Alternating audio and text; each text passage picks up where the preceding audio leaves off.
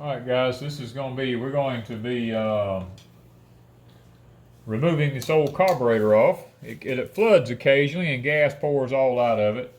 So it tells me that there's an issue with the float and the needle in it.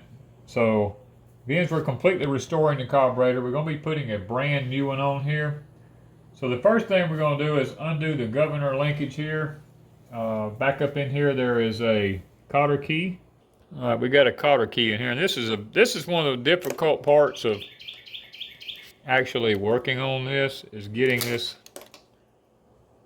cotter key up out of here,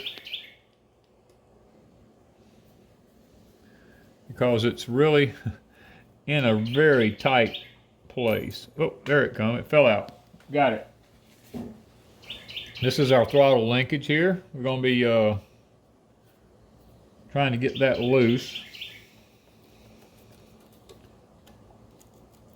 There we go. Now that we got that loose, lay our little key up here. Next thing we're going to do is we're going to take our air breather lines loose. We'll come up here and take this one loose.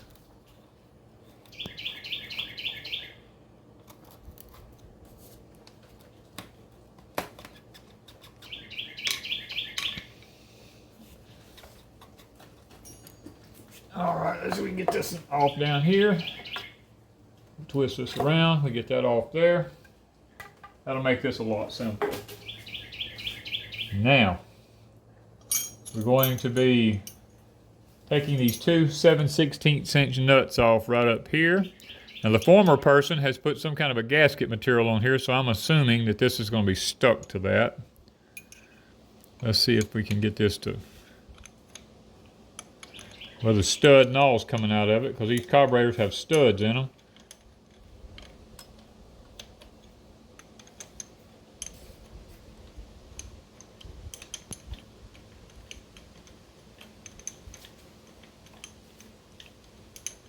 I haven't determined whether I'm going to reuse the studs or if I'm just going to put bolts back in it yet.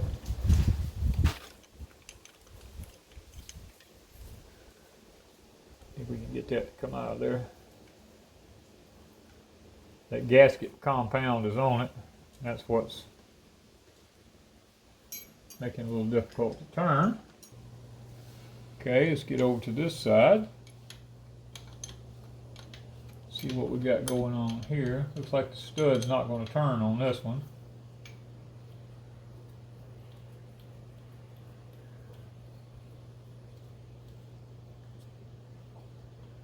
Okay, that one stayed there.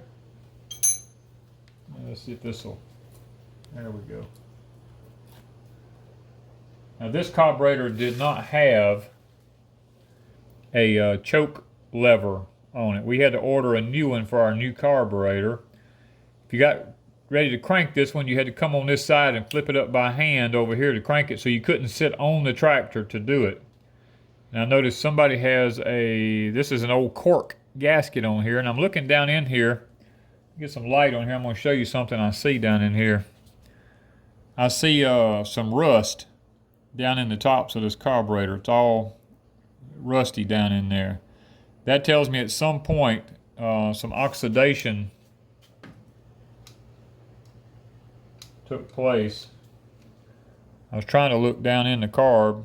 You can see some places down in there.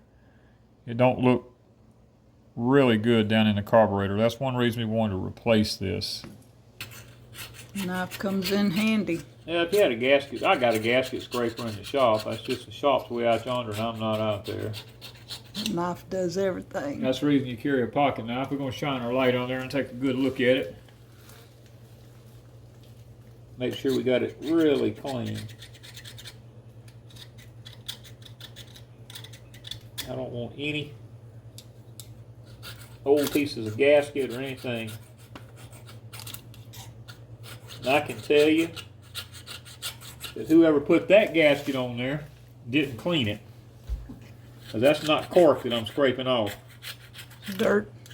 Nope, it's a different type of gasket. Alright, this is our new carburetor. And we're supposed to have a gasket down in this box. Yep, right there. We'll save the box. It's a gasket.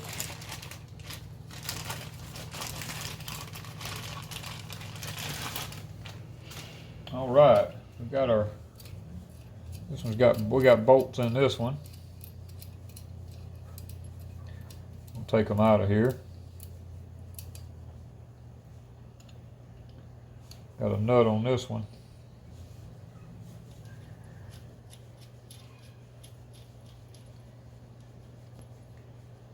I would like to put stainless back in this, and I think I just might. If I've got some stainless this size, I'm kind of a big fan of stainless when it comes to doing a lot of stuff.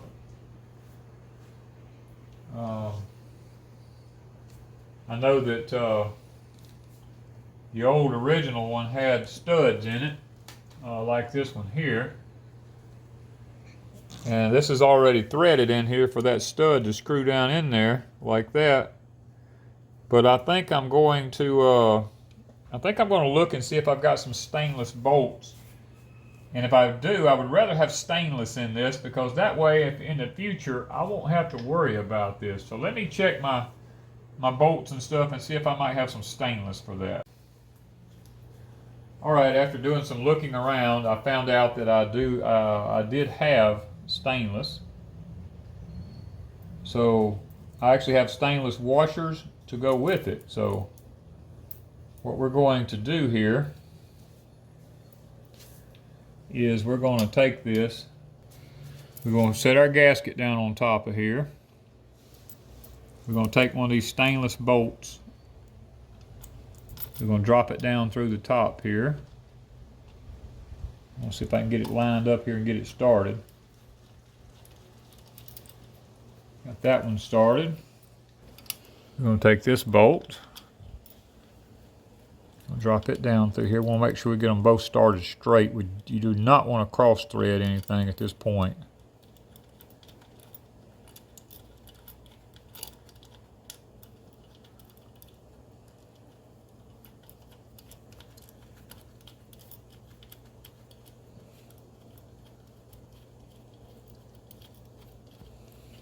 Take your time. There's no need being in a big hurry about this one.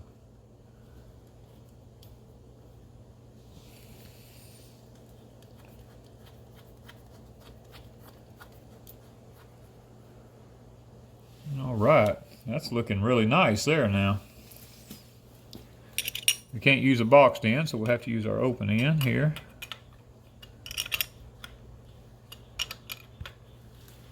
When you're opting to use a bolt, make sure that it doesn't stick so far down through right here that it actually hits your adjustment screws.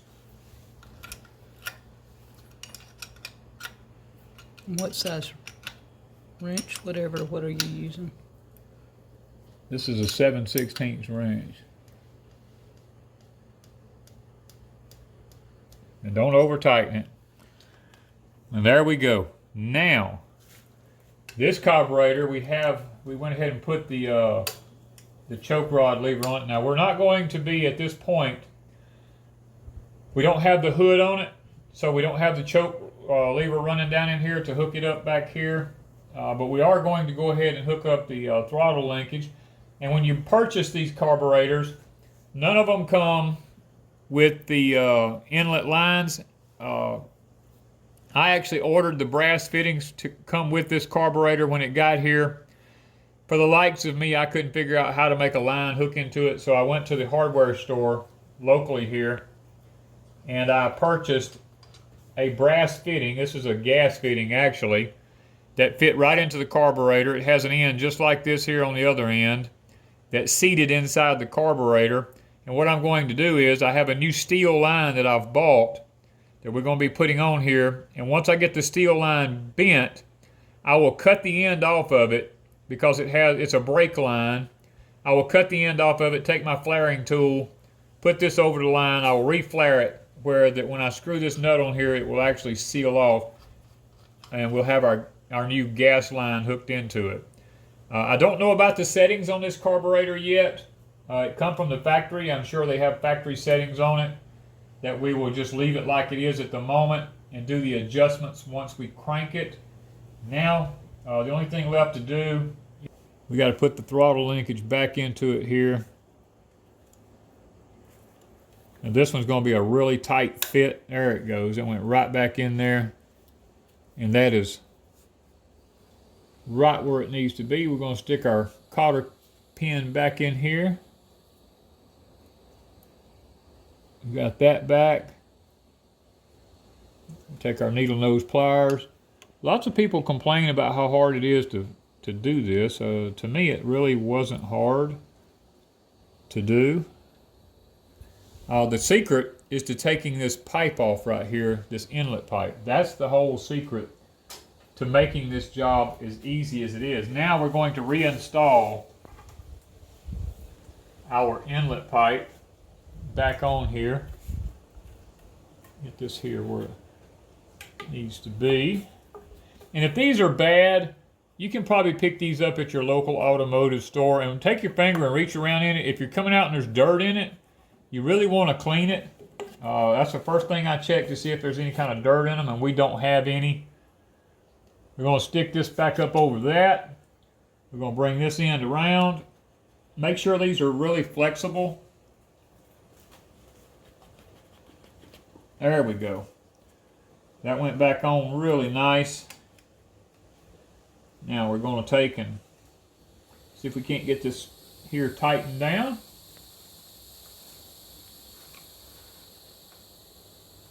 Make sure it's not in the way of anything.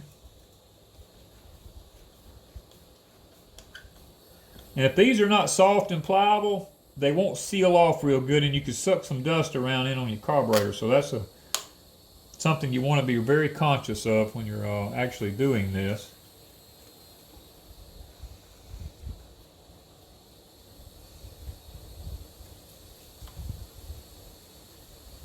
I may come back and change out these clamps to stainless. It's just a preference thing to me. Before we put the hood back on it, I might do that.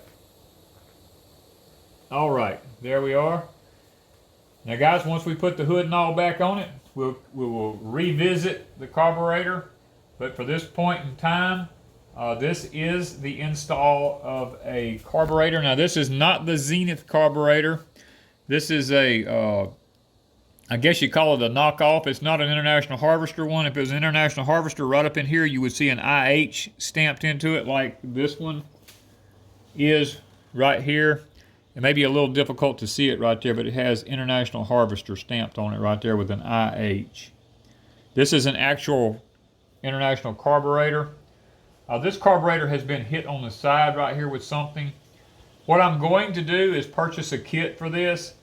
I'm going to clean this carburetor completely up. I'm going to completely rebuild it and put it back in the box that this one came in, so that in the future, if I have a problem with this one will already be rebuilt and it will be ready to go, and I'll just be able to simply replace the carburetor again in the future.